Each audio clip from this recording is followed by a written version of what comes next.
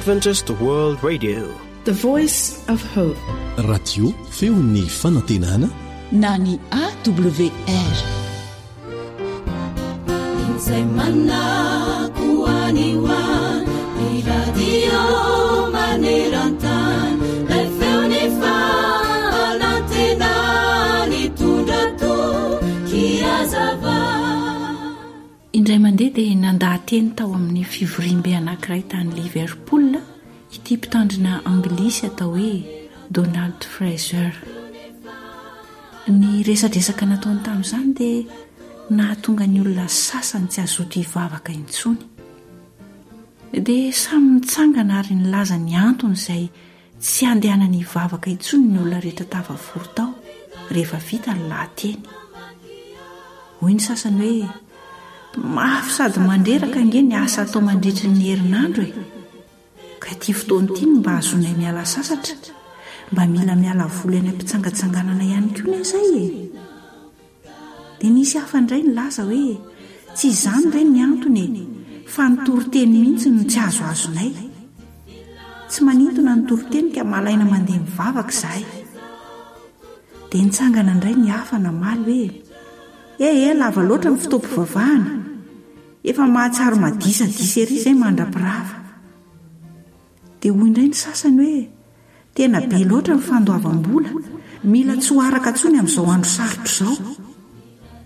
Ireo olona rehetra izay niteny dia samy nanome rariny ny antony tsy hahatongavan'izy ireo any am-piangonana avokoa. Tsy azo omeny tsiny izy hoy izy ireo raha malaina noho izany antony izany.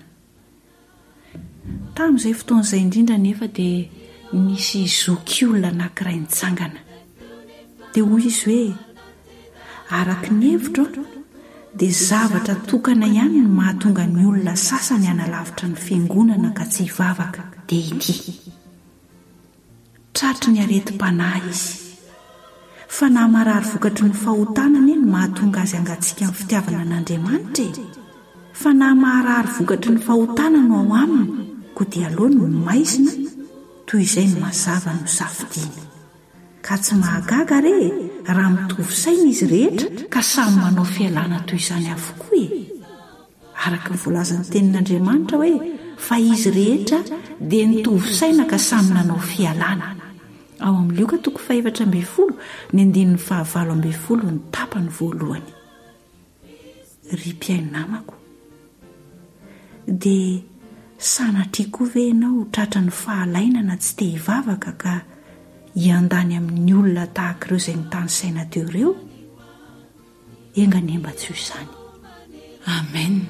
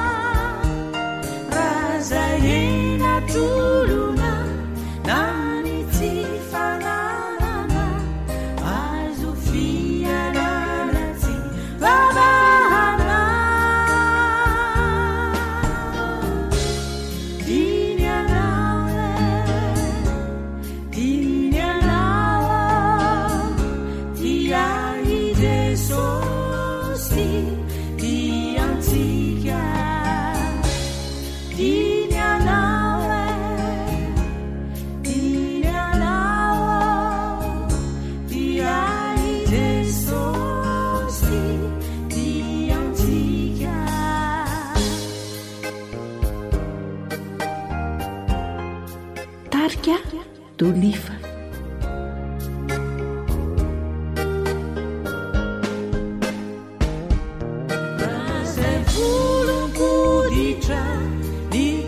Fitovinako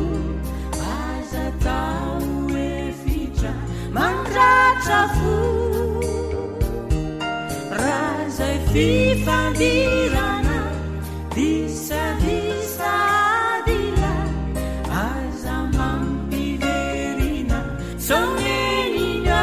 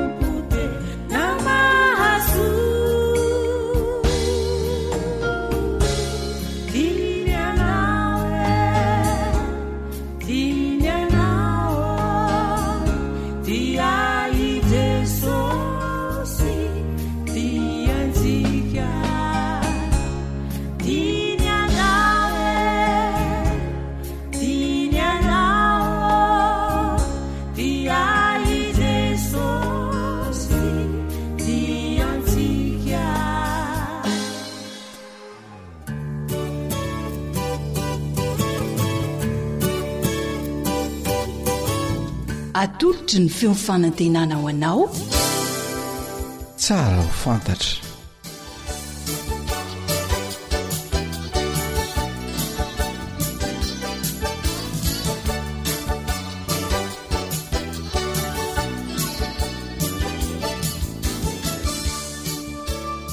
tafahoana hitondray isika amin'ny alalan'ny izao fandaharana tsara ho fantatra izao koa dia faly miarahabanao amin'ity fotoana ity izay manaraka izao fandaharana izao ny havanao namanao pastora Soladina izay miaraka aminao eto salamu alaikum wa rahmatullahi wa barakatuh ho aminao ane ny fahasoavana sy ny famindrampon'Andriamanitra.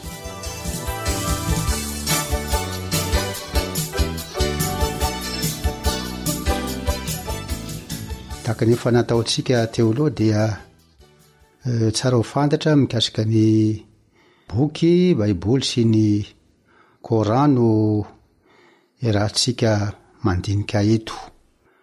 Valo lazaina hoe mikasika ny finoana silamo sy ny kristianina koa la izy. Mino fa tsy ho gaga isika raha miresaka bebe kokoa mikasika ny Jesosy zay voalaza amin'ny baiboly sy ny Koranina izany. Ny antony dia zao raha amin'ny baiboly no dina dia io Kristy io mihitsy no Jesosy Kristy no ataontsika hoe ivo satria hatrany amin'ny boky voalohany any amin'ny Genesisy hatramin'ny farany indrindra amin'ny Apokalipsy dia resahana foana mikasika an'izany Jesosy Kristy izany zay lazain'ny baiboly akelin'ny kristiany rehetra fa tonga tety ambony tany hamonjy izao tontolo izao. Jesosy Kristy na hoy izy ny Coran hoe Isa ibn Mariam. Tsy ny Coran koa dia miresaka betsaka mikasika an'izany Jesosy izany ihany koa. Koa izao hoe tsy mahagaga raha io Jesosy io no fantohan'ny resaka ataontsika momba ny baiboly sy ny Koranina izany. Ny Coran dia manambara tsara mihitsy fa tahaka ny baiboly ihany koa dia hoe any an-danitra Jesosy Kristy, ary ny Coran dia manambara hoe mukarabin hoe anisan'ny eo akaikin'Andriamanitra, dia araka ny voalaza ny baiboly hoe niakatra any an-danitra izy dia mipetraka eo an-tany ankavan'Andriamanitra.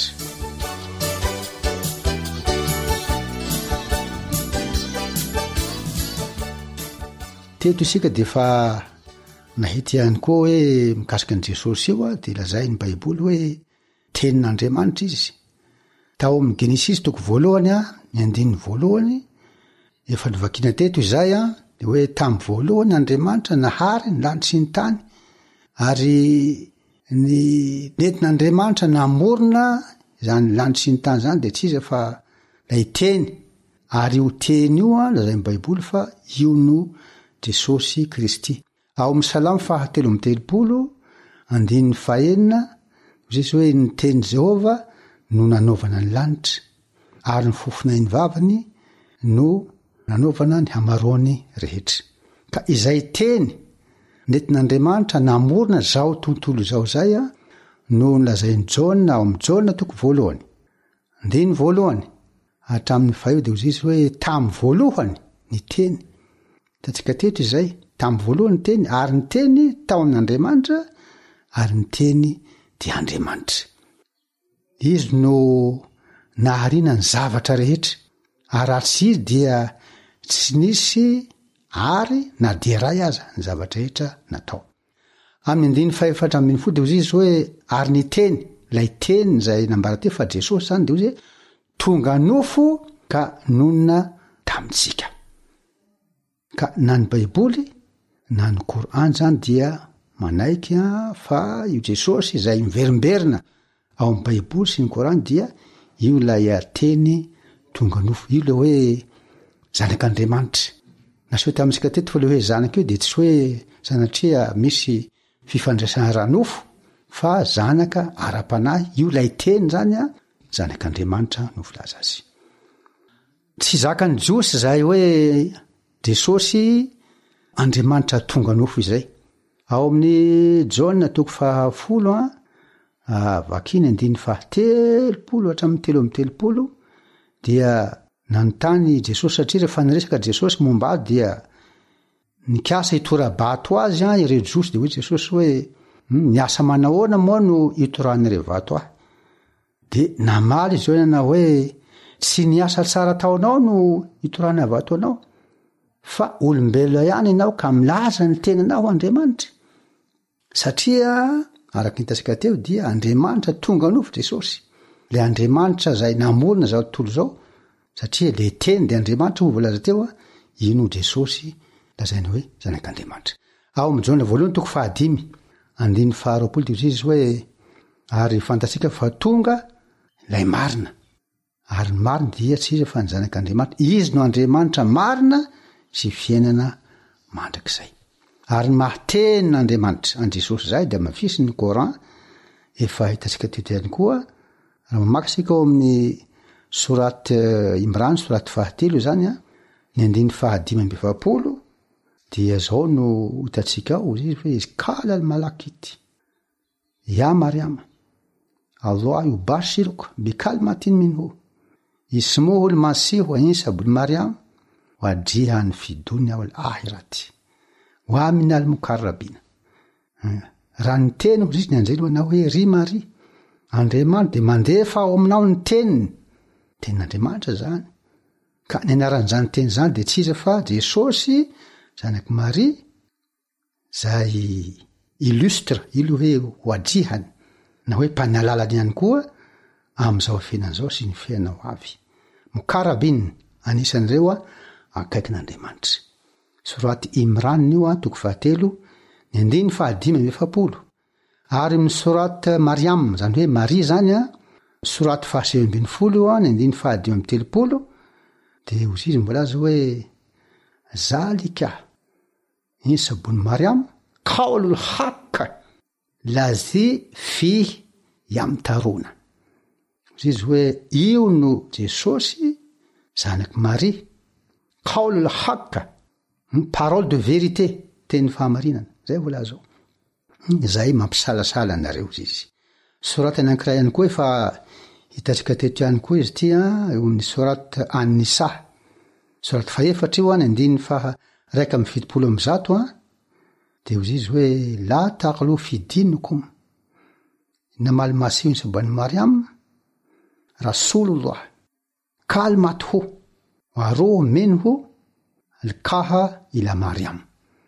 ozy ny voalaza hoe ianareo olony boky ia ahlely kitaby ianareo olony boky de zao aza de miteny tafahoatra mikasika ny fivavahanareo lazay manao tafahoatra zany sika rehefa miresaka mikasika an' Jesosy io fa ilay Jesosy ozy izy zanaky Maria dia irak'Andriamanitra ihany izy rasulullah na rasulullah de ampiny hoe wa kalmathu tenin'Andriamanitra teniny izy de aveo wa ruhu minhu alqaha ila Mariam ary fanahin'Andriamanitra izy zay nampidirina tao amin'ny Maria ka eto zany dia imony mahandriamanitra azy tsy takatrin'izay sika azavaina maholombelo zany fa ilay tenin'Andriamanitra nentina namorona an'izao tontolo zao dia io zany ny tonga nofo kanona tamitsika de hoe Andriamanitra lay teny io nedina tety ambony tany hamonjy ny olombelo araky ny baiboly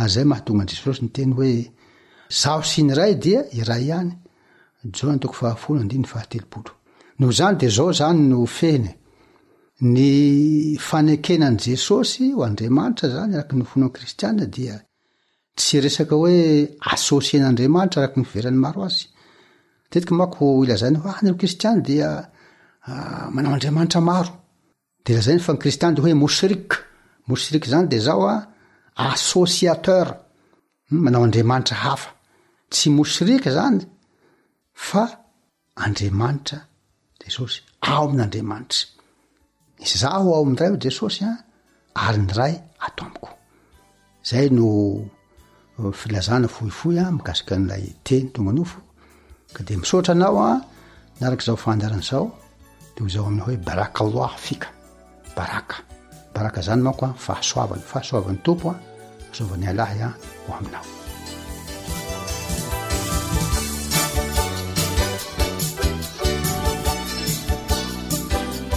Ankoatra ny fiainoana amin'ny alalan'ny podcast dia azonao atao ny miaino ny fandaharany radio AWR Sampananteny Malagasy isanandro amin'ny alalan'ny YouTube AWR feon'ny fanantenana. AWR manolotra ho anao feon'ny fanantenana.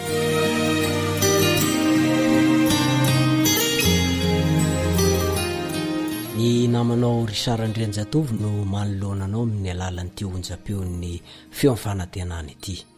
Miarabanao amin'ny anaran'i Jesosy ary manonona ny fiadanan'i Kristy ho anao sy ny ankonanao. Ny rariko indrindra dia mba ahita fifaliana ianao ary hanana falianana mandritra ny fiarantsika eto. Mialohan'izay dia andaontsika hivavaka.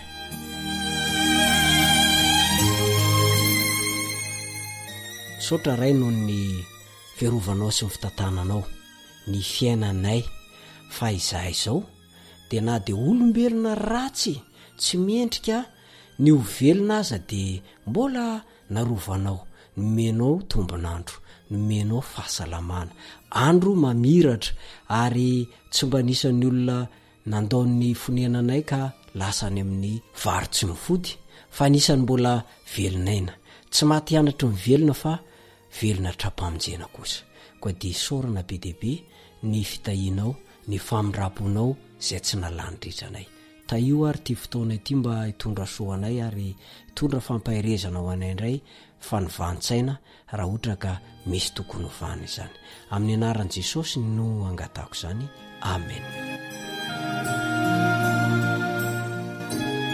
Teo stara va ianao nandritra ny fanentanana natao tamin'ny 10 minitra ny asa misionera ndray andro dia nisy fantaniana toy izao. Teo stara va ianao. Maro amin'ny olona izao tontolo izao ilay mpanentana no malahelo mafy mihitsy rehefa tsy eo amin'ny toerana mampalaza azy izy. Vokatra izay ifandro tena mihitsy ny seza misy vola, ny seza misy voninahitra, ny toerana misy laza hanika atao daoly izay rehetra azo atao mba hamitena ny hafa hatramin'ny famoronana ny tsy misy aza. Eny fa na dia hoe misy aza le zavatra resano de tonga am'leo abolany taolo manao hoe ny valala misy ny pilaza ihany koa mahay amin'ny ahoana moa atramin'ny fampitomboana resaka mba amin'ny tena namana fotsiny de atao avokoa ary tsy vitsy ny efa tratran'izany za zay miresaka aminareo de efa nandre tantara maro fa rehefa te ho stara ny olona anankiray te halaza de misy fifanarana miafina ataony ary mampalahelo amin'izy ireny de amin'ny satana mihitsy ny anaovany an'io fifanekena miafina io zany ny fomba n'izao tontolo izao mampalahelo fa tafiditra ao amin'ny fiangonan'Andriamanitra ihany koa zany fomba ratsy fijangajangana ara-panahy zany mibebalo zay mbola manao an'izany tsy antsika mantsy ny ampitsoka hoe angatakandro lavy ianao aloha ataoko ty fa rehefa aoriana ve tsy bebaka ihany otratra n' Jesosy ampanaovana an'izany ianao de ho very mandrakizay na tsy arotranga anankiray aho raha mbola tany amin'ny fandehandehanana eran'i Madagasikara tany no ny asa fivelomana fanaoko zany fa vao maika ny tombo aza ny alaheloko satria tany am-piangonana ihany koa de ifandrotena ny ady seza ny ady voninahitra ny ady laza tena makatahaka ny fanao n'izao tontolo izao mihitsy ny zanak'Andriamanitra ny kristianina ka rehefa hitako zany de tonga tao an-tsaiko ny ray andro fa rehefa tonga eo amin'ny toerana fanompoana anankiray aho zany hoe le toerana fanompoana tosala misy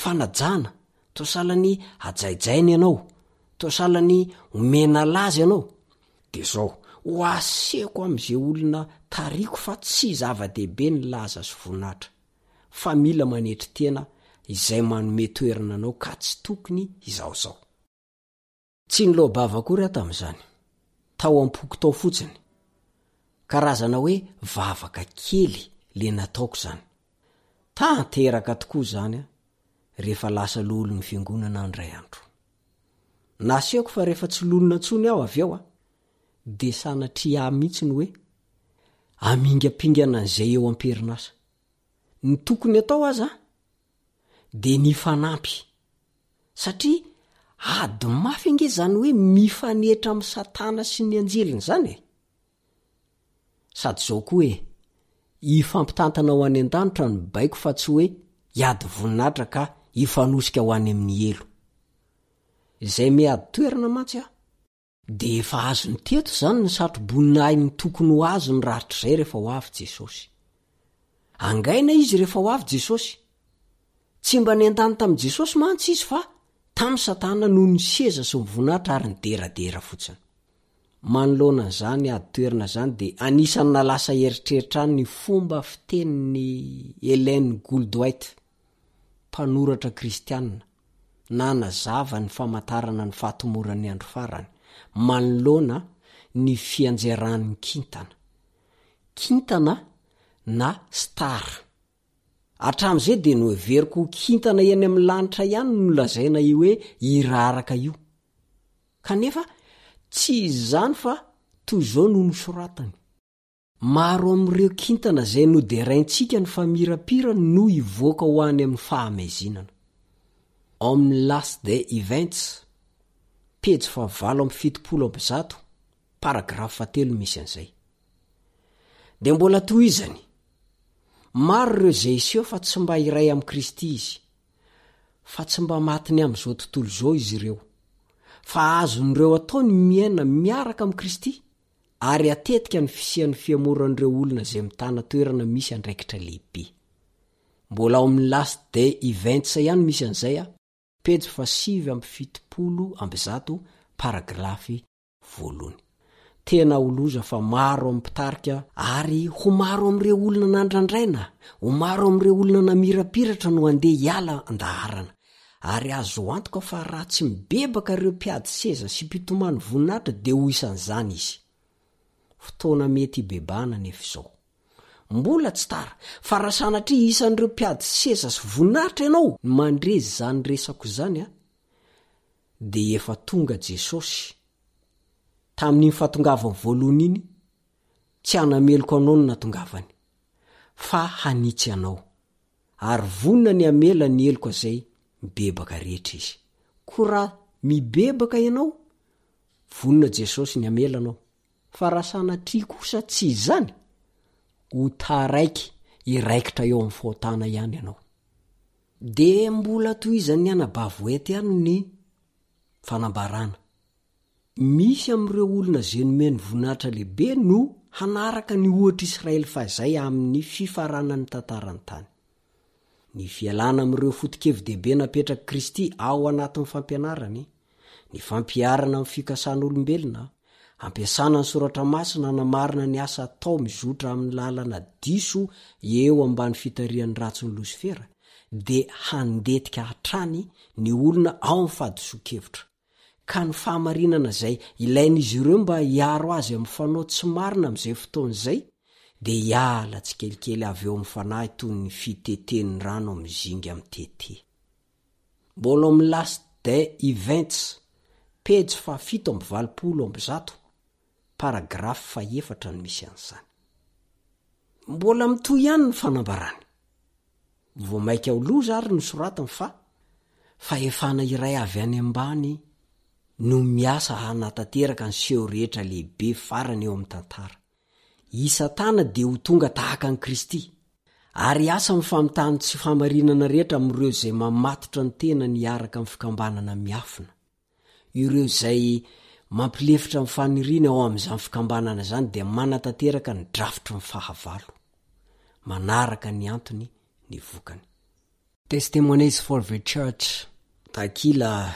720 misy an'izay io fikambanana miafina io de mamabo olona maro mihitsy ankehitriny indrindra ho an'ireo tia vola sy tia seza ary voninahitra efa azo ny entony azy de ny famira-piratana zany ny antsika kosa de aleo zay mba torihevitra avy amin'ny Baiboly no andeha ampiarina fa zay endry de amirapiratra toy ny famirapiratra ny lanitra ary zay mamerina maro ho amin'ny famarinana de ho tahaka ny kitana mandrak'izay dory zay voalazan'ny Daniel 12 andininy 7 Daniel 12 ny andininy 7 fotoana iasana ho an'Andriamanitra zao satria maro tsy tambo isaina ny olona diso lalana ary maro ny fanahy very any amin'ny elo raha ohatra ka tsy asa monjy fanahy isika hitrotrongotronga any anatin'ny afo izy nomena ny fahazavana nefa ianao nahoana no mamela ny olona ho ao anatiny aizina ko raha teo stara ianao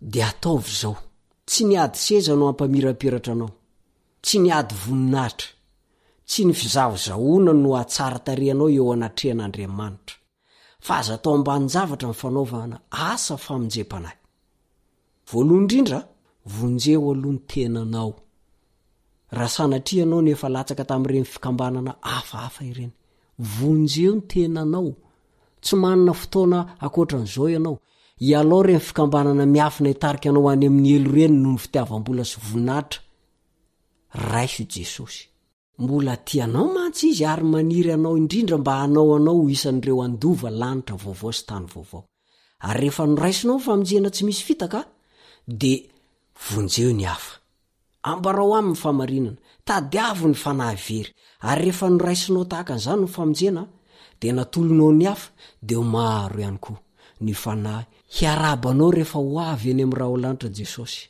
noho ny nataonao natonga atety fa raha tsy niasa ho ahy ianao de tsy nafantatra an' Jesosy ary tena atao famonjem-panahy tsy misy mitady voninahitra zany na koa hoe mitady laza fa izany no takian'Andriamanitra amiko sy aminao tahiny Jesosy any ianao de mametraka amin'ny mandra-peona mandra-pitafa indray ny namanao Richard Andrianjatovo veloma tompo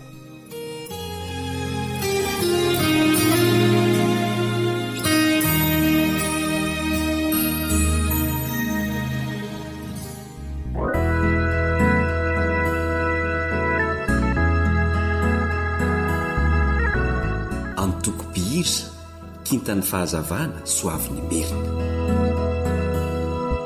Inunino na tena mamini zafia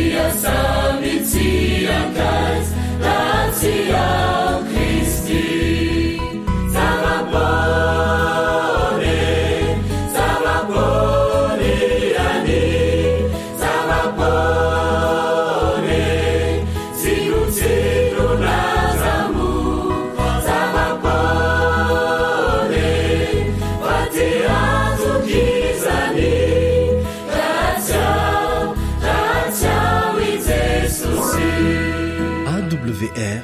Téléphone 034 06 797 62 033 07 170 70.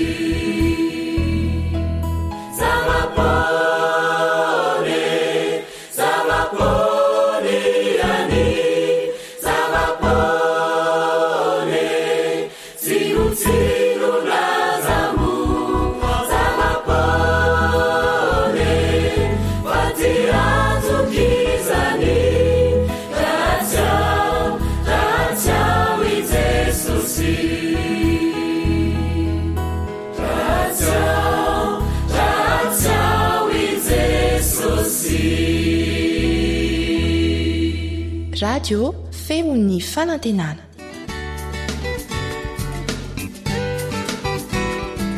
Fianakaviana fon'ny fiarahamonina.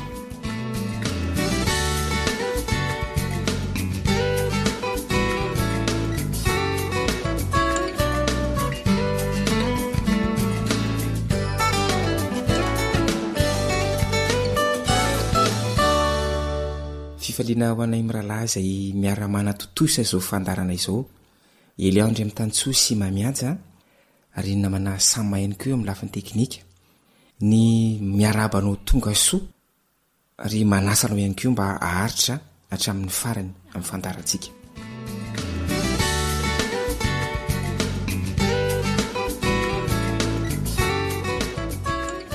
Miresaka ny amin'ny fiainam-pianakaviana itsika. Hitantsika tamin'ny fandarana teo aloha fa mba ampateza ny tokantrano dia tsy maintsy kolokoloina ny fitiavany. Ny fitiavan'ny lahy ny vavy ary ny fitiavan'ny vavy ny lahy. Misedra olana goavana ny tokantrano. Betsaka ny fisarapanambadiana, betsaka ny fangatsiahany ny fitiavana ao tokantrano. Ary vahaolana mikasika an'izany no resantsika atao anatin'ny fotoana vitsivitsy zay. Anisan'ny vahaolana naroso ny hoe ilaiko ny manombana ny tenako amin'ny tombam-bidy ambony. Mila mity ny tenako araka ny tokony ho izy. Misy tokoa mantsy ny olona izay atao hoe manozona ny fisiny mihitsy aza. Tsy tiany ny tenany. Ary vokatr'izay ataony ahoana moa no itiany hafa raha ny tenany aza no tsy hainy. Ny resaka mikasika ireo dingana enina itsika ahafahantsika manome tombam-bidy ny tenantsika. Dingana voalohany amin'izany ny hoe mianatra ny mandihy ny tena eo amin'ny lafim-piainana rehetra. Ara-batana, ara-tsaina, ara-piaramonina, ara-petsepo ary ara-panahy. Aiza ny heriko? Inona ny mampatanjaka amin'ireo lafim-piainako tsirairay avy ireo? Ary inona ny mampalemy azy tokony ho karakaraiko? Ny dingana faharoa dia ny hoe mamela ny lasa hitoetra mangina. Ny mpivady dia samy manana ny lasany. Na taloha zany na tamin'ny fotoana ny rahan'izy mivady aza dia efa ny zavatra lasa nampalahelo. Ka reny zavatra nampalahelo reny dia ilaina ny mampitoetra na reny mangina. Rehefa ny famela heloka dia tsy averina intsony ilay zavatra nampalahelo taloha efa ny famelana heloka. zany fomba anankiray zay ahafahana manorona n'ilay fifankatiavana. Ary eto aloha zany de hoe atsapahanao voalohany indrindra fa olona tsy vesarakeloka ianao. Ny olona vesarakeloka dia tsy afaka mametomba ambidiny tenany mihitsy, tsy afaka mitiany tenany araka ny tokony ho izy mihitsy. Dia izay zany zava-dehibe zay hoe mamela ny lasa hitoetra mangina izay. Ny dingana fatelo zay efa nianarantsika mba atsapahantsika ny mahasarobidy ny tenantsika dia ny hoe manaiky fa hafakely asa dia manokana. Tsy misy olona mitovy amintsika eto an-tany na dia fito lavitra aza ny olona eto ambony tany dia ianao io ihany no ianao tahaka anao io. Tahaka ny hoe tsy misy olona afa-tsy ianao eto an-tany rehefa mijery anao Andriamanitra, ka na inona mety fiveranao ny tenanao, na inona fiveran'ny hafanao, tsy manova ny maha olona manokana anao zany. Anisan'ny nampahery ahy io i namana Ihaja teo amin'ny fiainako hoe tsy misy olona nataon'Andriamanitra mitovy amiko. Ianao koa zany tahaka an'izay amin'ny lafiny rehetra mihitsy, na ara-batana na ara-tsaina na ara-panahina, amin'ny lafiny rehetra, ary manana iraka manokana nampanaovina anao koa Andriamanitra eto amin'ity tany ity. Ka izay fomba ijeren'Andriamanitra anao zay, ijerena ny tenanao, fa tsy izay ijeren'ny olona anao zay matetika ny ratsy foana no hita. Manampy anao hanome tombam-bidy ny tenanao zany. Ny manaraka dia ny fahafantaranao, ny fetranao. Andriamanitra tsy mangataka anao anao mihoatra no zay mety ho vitanao. Aza manofo zay mbola tsy ho vita, fangatahana anao hiainga amin'izay kely anananao. Ary efa manaiky anao an'izay mety ho vitanao ianao, matoky amin'ny kely, hoy ny filazan'ny tenin'Andriamanitra azy, dia omeny mihoatra lavitra no zay azonao atao. Aza manao hoe tsy anao ninina aho raha tsy omenao an'izao sy izao, tsy etsiketo mihitsy aho raha tsy menao an'izao sy izao, dia tsy anao ninina mihitsy ianao, fa zay anananao dia azon'Andriamanitra hanomboana zava-dehibe eo amin'ny fiainanao. Be dehibe ny ohatra ao amin'ny Baiboly azontsika raisina mikasika an'izany. Tena fotsiny angeny nentin'i Mosesy niala tany anefitra nanafaka ny zanak'Israely teo ambanin'ny ziokany Egyptianina. Rehefa nomeny an'Andriamanitra zany tehany zany, dia hitantsika fa vita ny mission, vita ny iraka nampanaovina azy. Manana zavatra ngeza no mitehiny ianao, fa raha omenao an'Andriamanitra izany dia azo ny atao mampiasa an'izany ho be dehibe ary ahavitana zavatra goavana be. Ny dingana fahadimy izay efa hitantsika ihany dia ny hoe mihevitra sy miteny lafy tsarany. Esorina mihitsy zany fijerintsika, tena zatra loatra an'io tsika, ary io manimba anao, ary indrindra manimba ny hafa ihany koa manodidina. Oka hijery ny lafy tsarany amin'ny fiainany, amin'ny tenanao. Aza afantoka amin'izay tsy anananao, fa mifantoha amin'izay efa anananao, mifantoha amin'ny zavatra tsara efa vitanao na vitan'ny hafa. Mazava azy fa tsy natao ireharehana, fa amin'ny mpanetretena dia misy kosa ny zavatra vita no niezaka natao na ho anao zany na ho an'ny hafa. Tsy misy olona mahazo hery amin'ny fitanisana ny lasa ratsiny, na ny an'ny namany na ny an'ny vadiny. Ary ny tena olana namana Ihaja ny manodidina antsika ihany, ny olona tahaka antsika ihany no manazatra antsika hijery ny lafy ratsiny eo amin'ny olombelona tahaka antsika, ary isika ny voalohany amin'izany. Misy zavatra tsara be dehibe eo amintsika, kanefa tsy avelan'ny devoly hitantsika ireny, ary ny olona ihany no ampiasaina hilazana izany hoe zao ny ratsy aminao, ianao mba inona moa ianao inona mba faripahaizanao mba ohatrinona ny volany apostinao sy sisa, dia iny tokoa no raisitsika. Fa jereo averina ihany, jereo amin'izay fomba hijeren'Andriamanitra anao ianao. Raha ianao rery aza no nanota, dia maty misolo anao Jesosy. Zany ny tombam-bidinao, ambany ve zany? Tsy ambany zany. Ny boky ny fanahy ny faminaniana dia milaza mazava tsara fa tsy tokony hanokatra ny vavantsika hiteny zavatra mahakivy mihitsy sika, na ho antsika izany na ho an'ny hafa. Mitenena zavatra tsara mandrakariva, ary nisy fampiarana ny rahantsika natao teto hoe isan'andro mitadiava zavatra farafakely ny 2 na 3 tsara vitany vadinao de resao mihitsy le izy na ny fitafiny fotsiny aza na fikarakarany sakafo fikarakarany tokantrano tsy maintsy misy zavatra tsara ao azonao tany saina mirona aingana kokoatsika malaky misokatra ny vavantsika rehefa misy zavatra tsy mety ataony hafa fa rehefa misy zavatra mety dia akombontsika mafy mihitsy io vavantsika io tsy tsara izany tokony ampifamadiana amin'izay zany zay toe-javatra izay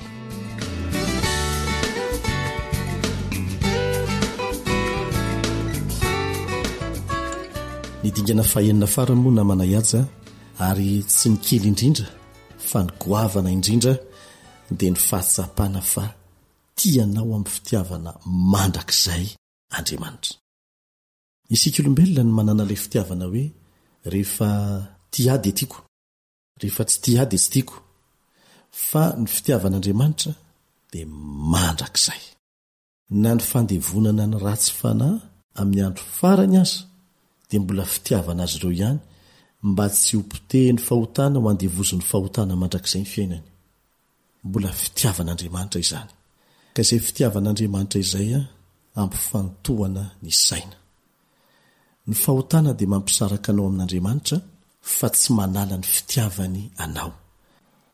Nampieritreritra ny teny namako anankiray ely andray mandeha fantinena napetraka zany tamina anthropologue na mpandinika fiarahamonina anankiray hoe fa maninona ny horonan-tsary malagasy no olona mifampivazavaza sy mifampitrerotserona ny tena betsaka ao anatiny kanefa dia ankafiziny malagasy koa reny horonan-tsary reny dia izao mivaly tenin'ilay anthropologue hoe dinio tsara ozy izy fa ny malagasy tsy mba mahay maneho fihetsem-po raha tsy tezitra ary izay mo mahatonga azy mivazavaza tsy kolotsain'ny malagasy ny maneho fihetsem-po rehefa tony tsy mba haitsika zany le manao hoe malala chéri tsy kolotsaintsika iny fa nindramina avy amin'ny vahiny fa ny tena manavanana antsika dia ny maneho fihetsem-po rehefa tezitra manao fihetsem-po mirehitra rehefa misy zavatra tsy azoazo ny tena na mahatezitra ny tena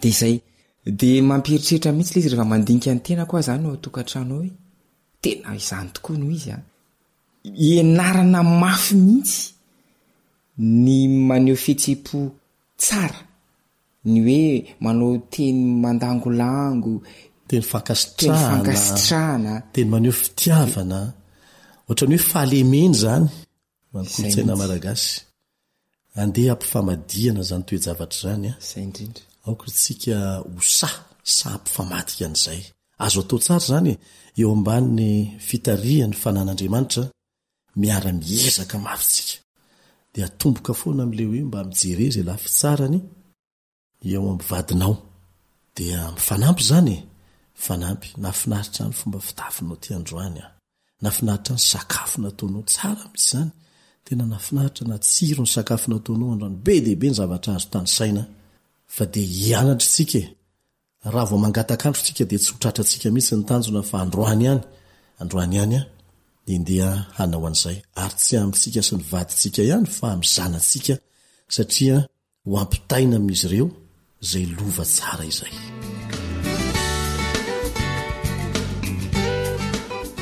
Dia mino izay fa anao fampiarana ianao hoe ho alalininao sy ho averimberinao aloha ireo dingana enina ireo atonga anao atsapa ny tombam-bidinao maro ary ahafahanao ihany koa mamey tombam-bidy ny vadinao amin'ny manaraka tsika dia hiditra amin'ny tsy ambara telo faharoa dia ny hoe tia ny vadiko tahaka ny tena koa mandra-pahatonga izay ho tain'Andriamanitra ny ianao sy ny ankonanao dia mametraka ny veloma mandra-tafa indray mandra-piona toko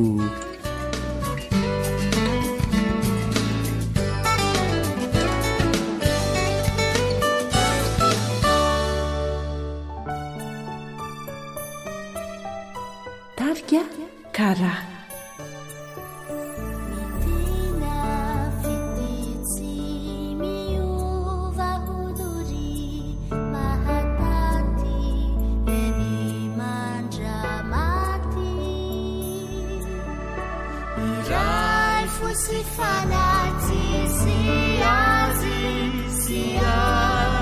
Fa fiumbulana no tanzoni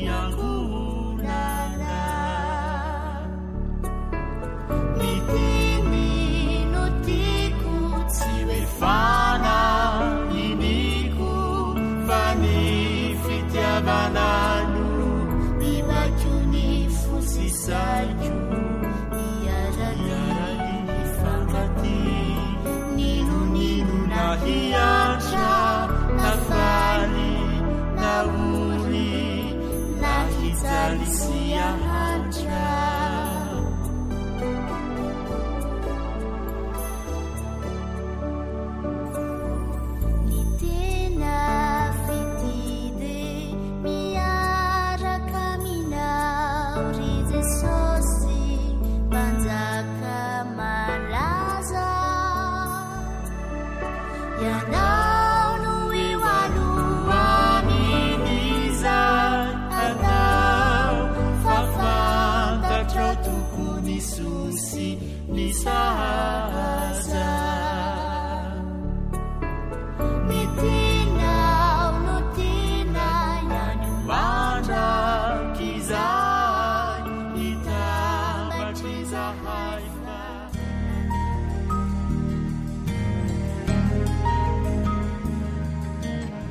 Ny teninao no fahamarinana. Taridalana manokana fianarana baiboly avoaka ny Fiangonana Adventista maneran-tany. Iarahanao amin'ny radio feo ny fanantenana.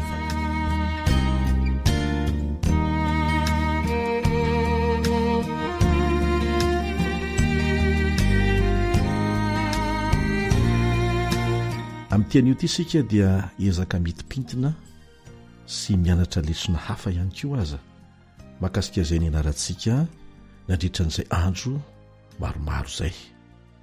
Ny filazantsara ny marka na ijaona marka no ifantohan'ny fiarantsika mianatra mandritra ny volana vitsivitsy. Ny tsy anjery dia hitantsika eo amin'ny marka 1:7-12 sy ny 15.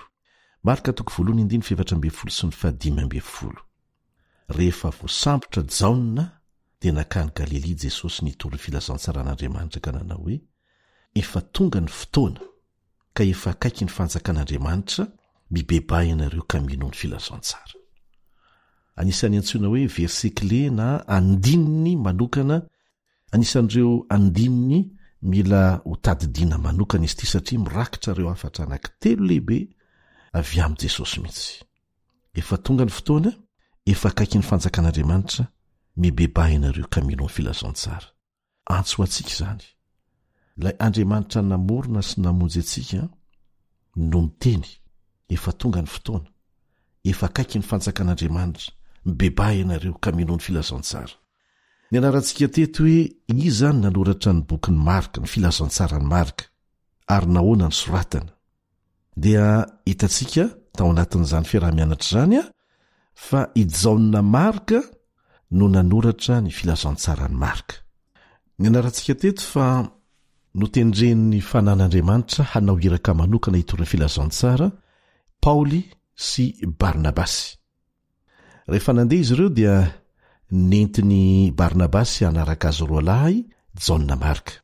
Rehefa mafy ny adina trehana teny an-dalana ny fahasarotana samihafa dia tsy zakany gahay Jaona Marka fa dia lasa izy nandeha niverina araka an'i Jerosalema.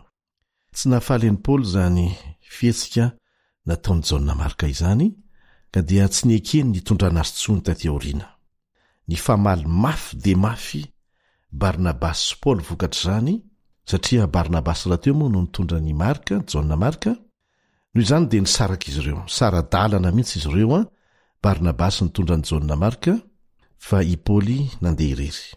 Toejavatra mety miseho amin'ny mpitoron'ny filazantsara izany toejavatra izany, ary ny anarantsika teto fa tsy natonga an'Andriamanitra handahany Paoly na handahany Barnabasy tsy ara-iasa amin'ntsony ny tsy fito vikevitra na fomba fijery mahakasika ny Jaona Marka, fa dia ny sara toerana izy ireo samy mbola nitain'Andriamanitra, samy notezain'Andriamanitra izay zava-dehibe. Andriamanitra rehefa mitaiza dia maharitra ela, manana faharetana ela izy.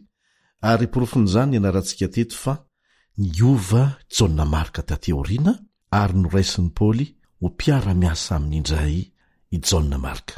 Lesona goavana be mihitsy ny ao anatin'izany ho antsika mpiara-miasa amin'Andriamanitra amin'izao fotoana izao, amin'ny maha olona tsy tanteraka antsika.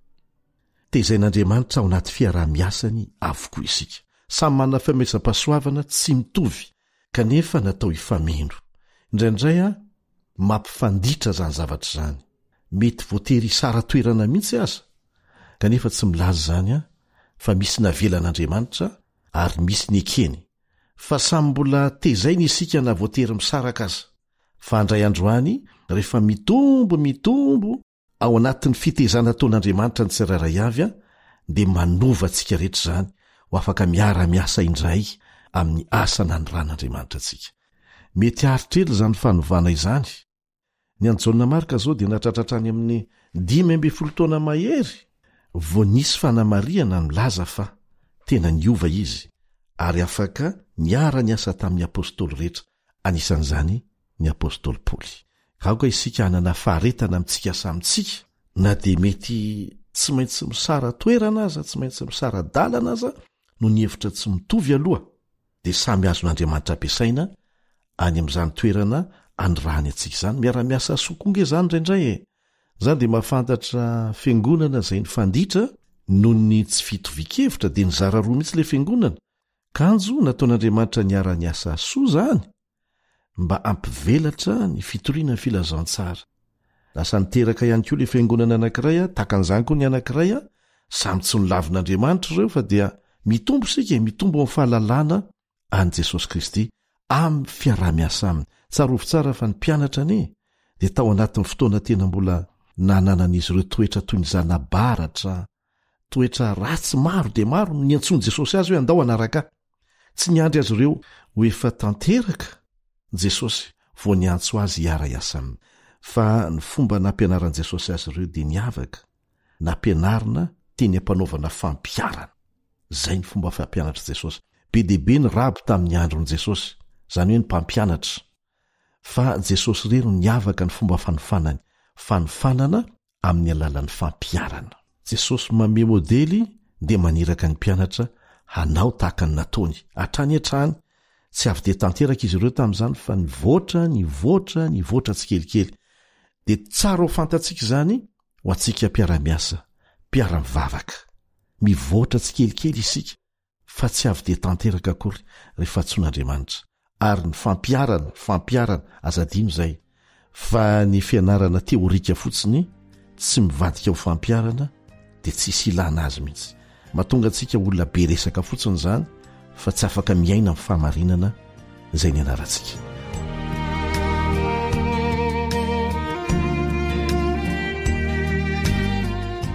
Ho fanampin'ny fiarahantsika nianatra nandritra n'izay andro vitsivitsy izay dia asaina isika hamaky izay voalaza ao amin'ny boky Ilay fitiavana mandresy toko 10. Ilay fitiavana mandresy toko 10 mitondra ny lohateny hoe ilay feo tany anefitra. Ilay feo tany anefitra. Dia takan'izany koa ny boky Vavolombelona mahery toko 17, mpitondra afatry ny filazantsara zay no amin'ny toko 17, mpitondra afatry ny filazantsara. Raha nandinika tsara mbavaka ny fiarah-mianatra isika dia hita fa mifanindran-dalana ny afatry ny anjely voalohany ao amin'ny Apokalipsy 4:4-7, Apokalipsy 4:4-7 sy ny afatry ny filazantsara netin' Jesosy ao Marka 1:15, Marka 1:15. Reo zany fanindran-dalana tsara. Ny anjely voalohany ao amin'ny Apokalipsy 4:4-7 dia nitondra ny filazantsara mandrakizay hotoriana amin'izao tontolo izao amin'ny andro farany, ho fiomanana ho amin'ny fiavian'i Jesosy fanondrony. Tahaka ny afatra nentin'i Jesosy dia misy fizarana telo arak'izao manarak'izao koa ny filazantsara ny andro farany nentin'ilay anjely.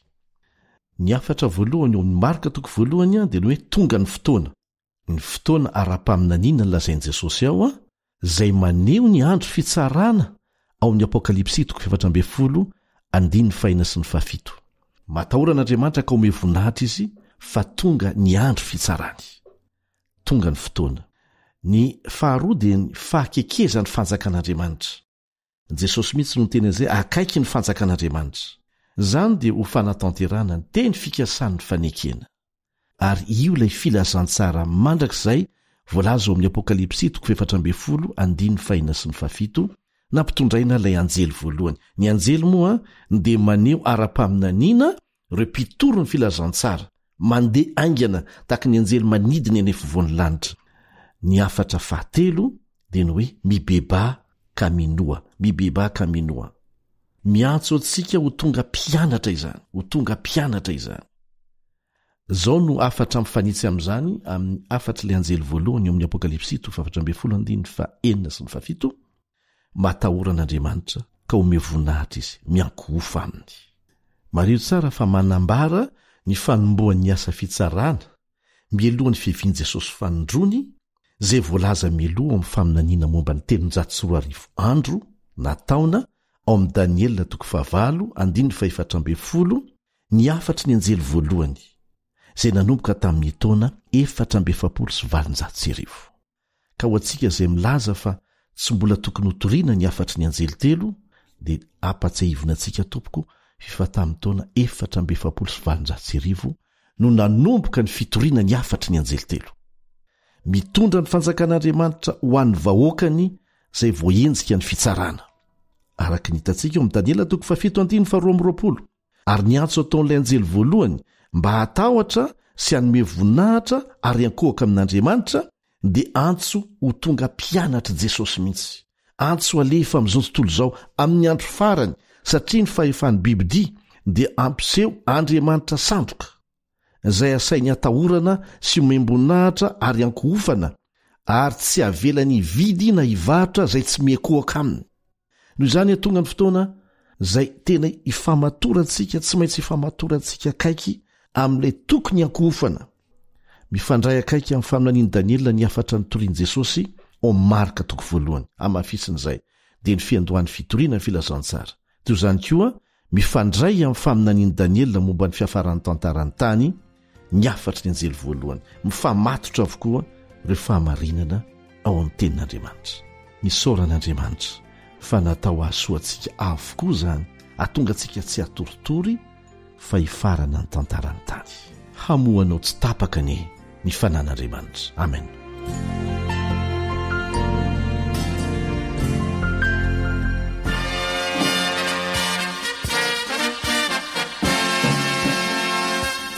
Adventist World Radio, the voice of hope. Radio femon'ny fanantenana. Ny farana treto, ny fanarahanao ny fandaharan'ny radio feo fanantenana na ny AWR amin'ny teny malagasy. Azonao atao ny mamerina miaino sy maka maimaim-pona ny fandaharana vokarinay amin'ny teny pirenena mihoatriny 100 amin'ny fotoana rehetra. Raisoaryn'ny adresy ahafahanao manao izany: awr.org na feofanantenana.org.